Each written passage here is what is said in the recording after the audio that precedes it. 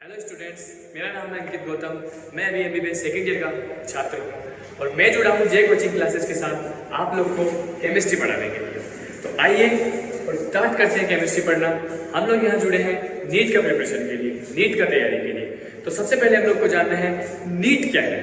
NEET बस हम लोग कुछ लोग बच्चे लोग इतना बस जान पा रहे हैं कि नीट से बनते हैं डॉक्टर, लेकिन नीट के बारे में इससे भी ज़्यादा जानना हमारे लिए ज़रूरी है। क्योंकि देखो बच्चों, जिस चीज़ के बारे में हम लोग पढ़ रहे हैं, जिसका हम तैयारी कर रहे हैं, उसके बारे में हमको जानना पहले सबसे ज़्यादा जरूरी है। तो हम लोग जानते हैं नीट के बारे में कि नीट का क्या है, नीट मतलब किस चीज़ का हम लोग तैयारी करते हैं। तो मैं आप लोग को बताता हूँ नीट के बारे में। थोड़ा बेसिक नॉलेज हम लोग को पता होना चाहिए। तो बेसिक नॉलेज हम लोग को पहले नीट के बारे में जानना है। तो देखो, नीट का तैयारी हर साल सेंट्रल लेवल पे एक एग्जाम होता है नीट का।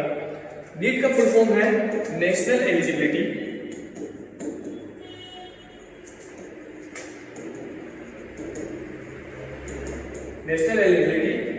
कम एंट्रेंस टेस्ट। ये हमारे नीट का फुल फॉर्म है।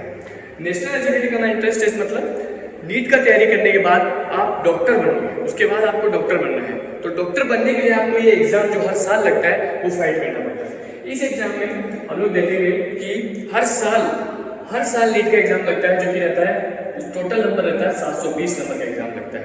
हर साल 720 नंबर का एग्जाम लगता है, जिसमें से 720 नंबर है, जिसमें हर साल लगभग कितना नहीं कट ऑफ स्टेट के हिसाब से कट ऑफ वेरी करता है। इसमें 4 सब्जेक्ट आपको पढ़ने हैं।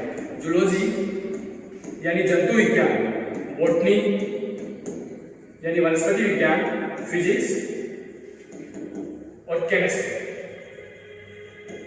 ये 4 सब्जेक्ट आप लोगों को पढ़ने हैं। तो इन चारों के 50-50 क्वेश्चन आपको एग्जाम में मिलते हैं। तो 50-50 क्वेश्चन आपके एग्जाम में मिलते हैं। इस हिसाब से 200 क्वेश्चन रहेगा आपके सामने। 200 क्वेश्चन आपको एग्जाम में मिलेगा, जो कि आपको 200 मिनट में करना रहेगा। 200 क्वेश्चन इन 200 मिनट। इस हिसाब से आपका एग्जाम का हर साल का पैटर्न रहता है। नीट का एक एग्जाम लगता है जो 720 नंबर का होता है, हर साल लगता है, जिसको फाइट करने के बाद, जिसको पास करने के बाद आप डॉक्टर बनेंगे।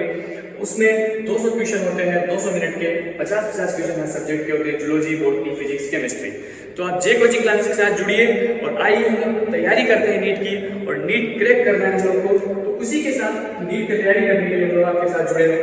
तो मैं आपको इसलिए मैं आपको पढ़ाने जा रहा हूँ केमिस्ट्री। हम लोग पढ़ेंगे आज।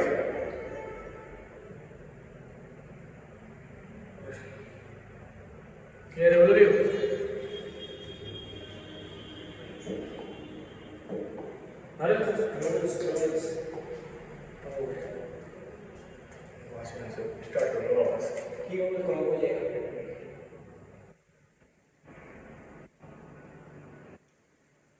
तो आइए साथ मिलकर हम लोग करेंगे नीट का तैयारी और क्रैक करेंगे नीट को हम लोग साथ मिलकर।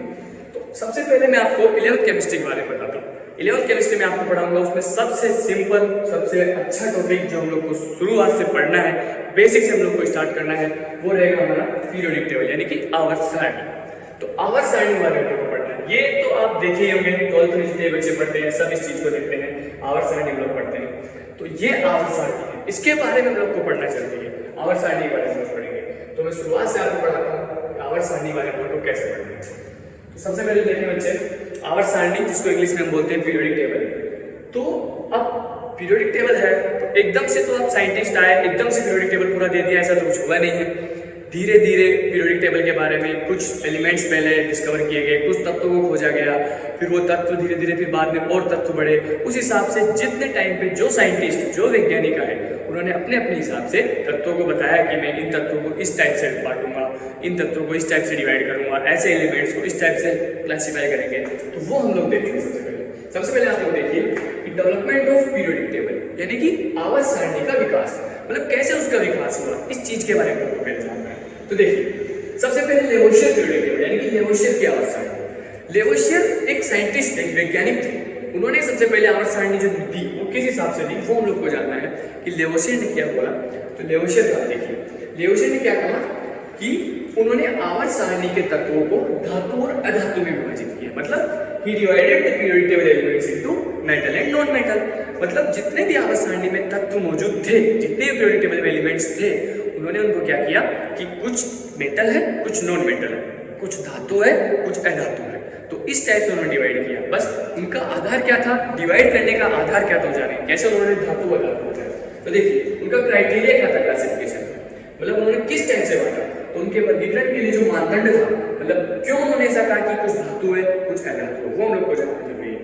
इनका मानदंड क्या था कि जो इलेक्ट्रॉन लाभ मतलब जो इलेक्ट्रॉन गेन कर रहा है वो नॉन मेटल है, जो इलेक्ट्रॉन ले रहा है, जो इलेक्ट्रॉन ले रहा है वो नॉन मेटल, जो इलेक्ट्रॉन दे रहा है वो मेटल, यानी कि जिसको इलेक्ट्रॉन मिल रहा है वो अधातु है, जो इलेक्ट्रॉन दे रहा है वो धातु है। तो अब देखो सोडियम जो है, सोडियम हमेशा क्या बनाता है, सोडियम का जो इलेक्ट्रॉनिक विन्यास हम लोग देखेंगे तो कैसा रहता है 1s2 2s2 2p6 और 3s1 इस टाइप से रहता है। 2 2 4 6 10 क्या रहे तो ये क्या करता है, अब ये एक चीज है ना उसको बाहर फेंक देता है, अकेला इलेक्ट्रॉन है ना बोलता है तो बाहर निकल, इसको बाहर निकाल देता है। इलेक्ट्रॉन जब चला जाएगा, नेगेटिव जब चला जाएगा तो क्या बनता है, सोडियम से Na+ बन जाता है। तो ये क्या है, इलेक्ट्रॉन दे रहा है, बाहर फेंक रहा है ना, सोडियम क्या है, इलेक्ट्रॉन हानि होने से इलेक्ट्रॉन निकाल दिया बाहर, तो ये क्या है, धातु है।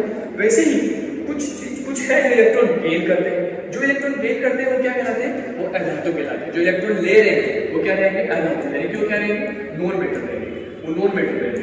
तो इस टाइप से इन्होंने डिवाइड किया कि जो इलेक्ट्रॉन दे रहे हैं वो क्या है, धातु है, जो इलेक्ट्रॉन ले रहे हैं वो क्या है, अधातु है। तो अधातु का भी बहुत सारे एग्जांपल्स है, फ्लोरीन, ये सब क्या करते हैं, इलेक्ट्रॉन लेते हैं। क्यों, क्योंकि इनका इलेक्ट्रॉन विन्यास आप देखो फ्लोरीन का, फ्लोरीन कितने होता है 9 नंबर पे 1s2 2s2 and 2p5 रहता है। तो अब ये क्या करेगा, 5 इलेक्ट्रॉन निकालेगा नहीं ना भाई, इतनी मेहनत क्यों करेगा, तो क्या करेगा, एक इलेक्ट्रॉन ले लेगा, तो ये 6 हो गया, तो अब पूरा स्टेबल हो गया, तो इलेक्ट्रॉन ले लेता है। फ्लोरीन क्या है, अधातु, जबकि जो सोडियम है वो क्या है, धातु। तो इस हिसाब से धातु और अधातु में हमें बांटा था। किसको बांटा था, तत्वों को, पूरे पीरियोडिक टेबल के तत्वों को।